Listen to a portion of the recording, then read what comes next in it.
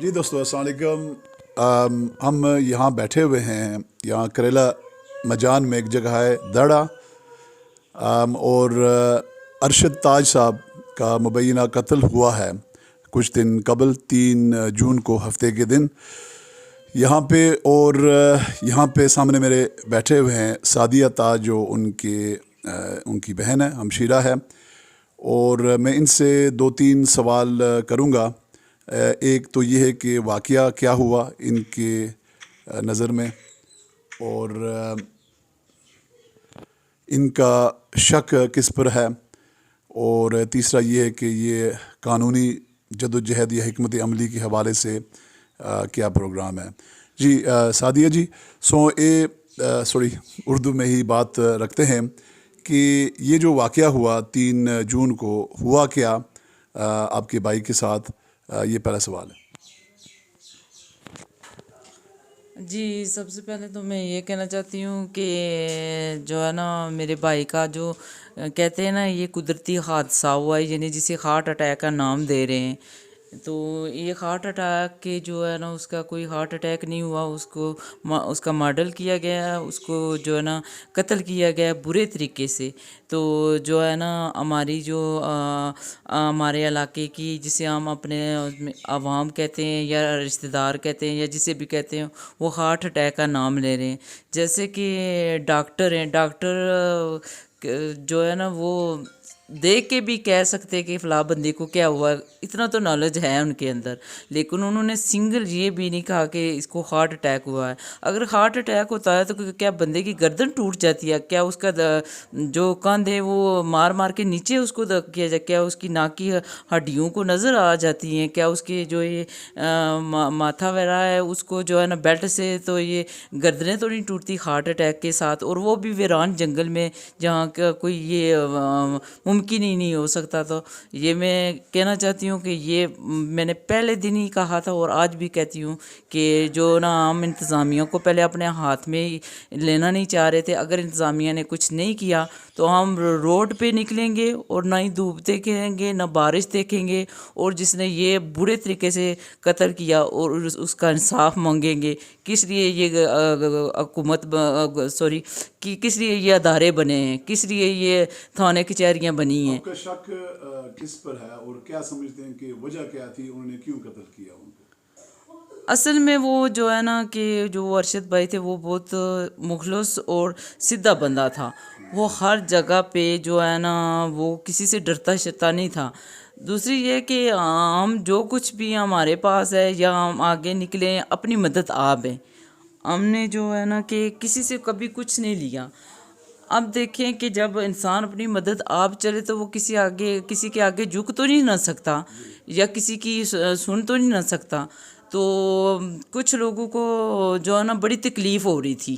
تو میری والدہ جو اکثر مجھے کہا کرتی تھی کہ میرے بیٹے کو کوئی مار دے گا. تو جو ہے نا مجھے بھی اس چیز پہ شک تھا. میں نے تقریباً مرنے سے پہلے 2-3 دن اپنے بھائی کو کال کی کہ ہماری سسٹریں ادھر میرپور میں رہتی ہیں، ارشد بھائی کو آپ ادھر بھیج دیں. تو جو ہے نا یہ اچانک ہوا. آپ دیکھیں کہ ایک بندے نے میرے سامنے، جو میں اپنی بات کر رہی ہوں، کبھی جو ہے نا ایک پیناڈول گولی نہیں کھائی کبھی، تو اس کو اچانک ہارٹ اٹیک، اور وہ بھی ایک ویران جنگل میں جہاں کوئی بن ہی نہیں رہا تھا کہ یہاں کوئی اس طرح کی بات ہو سکے. تقریباً 40 سال تھی. ہاں 38-40 کے لگ بھگ بس یہی تھی. صحیح ہے. تو انتظامیہ کی طرف سے کیا رویہ ہے اس معاملے پر؟ انتظامیہ کی طرف سے جو ہے نا یہ ہے کہ جی ہم نے ڈاکٹری رپورٹ آنے پر آپ کو جو ہے نا اس پہ ہم کارروائی کریں گے. جیسے کہ انہوں نے کہا ہے کہ یہ رپورٹ ہے یہ لاہور جائے گی، آپ اپنا بندہ ساتھ بھیجیں، یہ 3 منتھ کے بعد آئے گی، پھر جو ہے نا ہم آگے کارروائی کریں گے. لیکن یہ میری بات سنیں کہ جب وہاں پہ ڈاکٹروں نے پوسٹ مارٹم کرنے کے بعد جب انہوں نے ایکس رے شروع کیے تو انہوں نے کہا کہ گردن کا ایشو، گردن فریکچر ہو گئی ہے. اب دیکھیں کہ جو ہے نا ڈاکٹروں نے یہ ایک لفظ بھی نہیں کہا کہ اس بندے کو ہارٹ اٹیک ہوا ہے. تو ہمارے جو رشتہ دار ہیں، ہمارے محلے والے ہیں، یہ سب کہتے ہیں ہارٹ اٹیک ہوا. اس کے پیچھے کیا ریزن ہے؟ ہم یہ کہ وہ جو ابتدائی رپورٹ ڈاکٹروں نے تیار کی ہے وہ آپ نے اس کی کاپی لی ہے؟ جی جی نہیں کاپی نہیں. اب دیکھیں نا کہ ہم نے سب سے پہلے جب یہ بات ہوئی ہے تو ہم نے انتظامیہ کو یعنی کہ پولیس کو انفارم کیا. وہ آئی ہے موقع پہ, اس نے سب کچھ دیکھا. تو اب یہ ہے کہ کارروائی ان کے ہاتھ تھی. اب ان کا موبائل لیا, ان کے جیب کپڑے وغیرہ رکھے, جو بھی ان کی چیزیں تھیں ان کے پاس تھی. اب ڈاکٹر نے جو رپورٹ دینی ہے وہ پولیس کا کام ہے نا لینا. تو پھر وہ ظاہر سی بات ہے ہم نے اس پہ جو ہے نا اپلیکیشن دی ہے کہ جو ہے نا اس کو آگے کیا جائے. اگر دیکھتے ہیں کہ انتظامیہ کیا کر رہی ہے, پولیس کیا کہہ رہی ہے, وہ اس کو ہونا چاہیے نا کہ ایک بندہ برے طریقے سے ویران جنگل میں مرا ہوا ہے. آج کل میڈیا دور ہے, وہاں پہ ٹاور بھی لگا ہوا ہے ٹل نار والوں کا, تو ادھر کیمرے بھی لگے ہوئے ہیں اس طرح کی. تو اگر تفتیش شروع کریں ایک ہی بات سے کوئی نہ کوئی بات نکل جاتی ہے نا. تو بندہ کدھر سے چلا, کہاں بیٹھا, کیا ہوا, وہ اپنے طور پہ اس طرح کی وہ کہتے ہیں ڈائریکٹ بندے پہ ہو کے اس نے مارا ہے. ہم ڈائریکٹ بھی کہہ سکتے ہیں, لیکن یہ ہے نا کہ ہماری جو ہم نے جو سیکھا ہے یا اس کے مطابق ہم یہی کہیں گے کہ جو جہاں جہاں ہم پہ ڈاؤٹ ہے, جہاں جہاں کچھ باتیں چلی ہیں, کچھ ٹائموں کی باتیں چلی ہیں, کچھ اور اس طرح کی باتیں چلی ہیں, تو جو ہے نا اس کے دوسرے دن یہ ہے نا ان کی برے طریقے سے باڈی جنگل سے برآمد ہوتی ہے اور اس کو ہارٹ اٹیک کا بار بار نام دیتے ہیں. تو ہم اس کو مانتے نہیں ہیں. تو پھر جو ہے نا وہ کہتے ہیں کہ یہ جو ہے نا ہارٹ اٹیک ہے, اس کو ہارٹ اٹیک اچانک چلو ٹھیک ہے ہارٹ اٹیک بھی ہوتا ہے. تو ٹیکنالوجی تو آج موجود ہے, جیو فینسنگ موجود ہے, ہر طرح کی وہ سہولت موجود ہے اگر پولیس تفتیش کرنا چاہیں. لیکن جو ہمیں نظر آ رہا ہے اس وقت تک کہ پولیس تفتیش کرنے کے لیے بھی تیار نہیں ہے. میری آپ سے ضرور گزارش ہے کہ آپ ڈاکٹر کی جو ابتدائی رپورٹ ہے جس نے باڈی دیکھی ہے, معائنہ کیا ہے, ظاہر اس میں نوٹس لکھے ہیں, وہ اس کی کاپی آپ لینے کی کوشش کریں. اور آپ ظاہر وکیل کے ذریعے آپ کی بہن جو انگلینڈ میں فوزیہ تاج, ظاہر وہ بھی ایک بڑی قانون دان ہستی کی ہے. جی جی, تو ہماری کوشش تھی کہ ان سے بھی بات ہو اس موضوع پر. اگر موقع ملا ہم ضرور ان سے بھی بات کریں گے. تو آخری سوال میں آپ سے یہ پوچھنا چاہتا ہوں کہ قانونی جستجو کے حوالے سے آپ کی انصاف لینے کے لیے ایسے نظام میں جہاں پہ ادارے بہت کمزور ہیں, یعنی کہ سزا اور جزا ابل تو ہے نہیں ہے, اور اگر ہے تو وہ الٹ چلتی ہے, تو آپ لوگوں کے کیا ارادے ہیں, کیا عزم ہے کہ انصاف لینے کے لیے آپ کہاں تک جائیں گے؟ ہم نے پاکستان لاسٹ تک جانا ہے, لاسٹ تک جانا ہے. یعنی کہ میں مختصر کہنا چاہتی ہوں کہ لاسٹ آخری پاکستان آتا ہے نا, آزاد کشمیر پاکستان تک جانا ہے ہم نے. صحیح, جی ٹھیک ہے. بہت بہت شکریہ. سعدیہ تاج تھی یہ جنہوں نے ہمارے ساتھ گفتگو کی. ارشد تاج تھے ان کے بھائی جن کا مبینہ قتل ہوا 3 جون کو. بہت بہت شکریہ.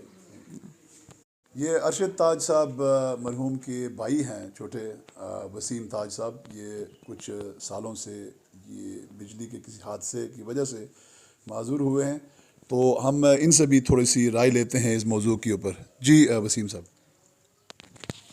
بسم اللہ الرحمن الرحیم. میں محمد ارشد وال محمد تاج کا چھوٹا بھائی محمد وسیم تاج. ہمارا بھائی جو بے رحمی سے قتل کیا گیا انہیں جنگل میں, اور صرف قتل کرنے کی ایک ہی بات ہے کہ جنہوں نے قتل کیا انہوں نے اپنا راستہ صاف کیا. ان کی باقی اور کوئی نہیں تھی, یہی تھی کہ جو منشیات فروشی کی وہ رکاوٹ بنتے تھے. سرعام جو ہمارے علاقے میں منشیات فروش, ضلع کوٹلی کے بدنام زمانہ منشیات فروش کمال اور اس کی اولاد خوشحال اینڈ اس کی پوری فیملی جو 25-30 لوگ ہیں وہ سب منشیات فروشی کر رہے ہیں. اور ارشد بھائی جو ہمیشہ انہیں کہا کرتے کہ ہمارے باپ دادا نے بڑی محنت سے جو ہے نا جو محنت مزدوری کر کے ہمیں پالا, انہوں نے کبھی یہ منشیات فروشی نہیں کی. اور آپ اللہ سے ڈریں. اور اس وجہ سے 1 سال قبل پہلے انہوں نے جو ہے نا ارشد بھائی کو پکڑ کے مارا, اور اس کے بعد انہوں نے خود منشیات فروشوں نے میڈیا پہ انٹرویو دیا کہ جو ہے نا ہم نے اس بار اس کو چھوڑ دیا, آئندہ ہم اس کو قتل کر دیں گے, اس کو نہیں چھوڑیں گے زندہ. اور وہی 1 سال بعد ہوا. لہٰذا ہم SSP کوٹلی صاحب, IG اسلام آباد سے, اور نکیال تھانہ SHO چودھری مجید صاحب سے التجا کرتے ہیں کہ ہمیں انصاف دلایا جائے اور قانونی کارروائی عمل میں لی جائے. جو اس وقت تک آج چوتھا دن ہے, کچھ بھی نہیں ہوا.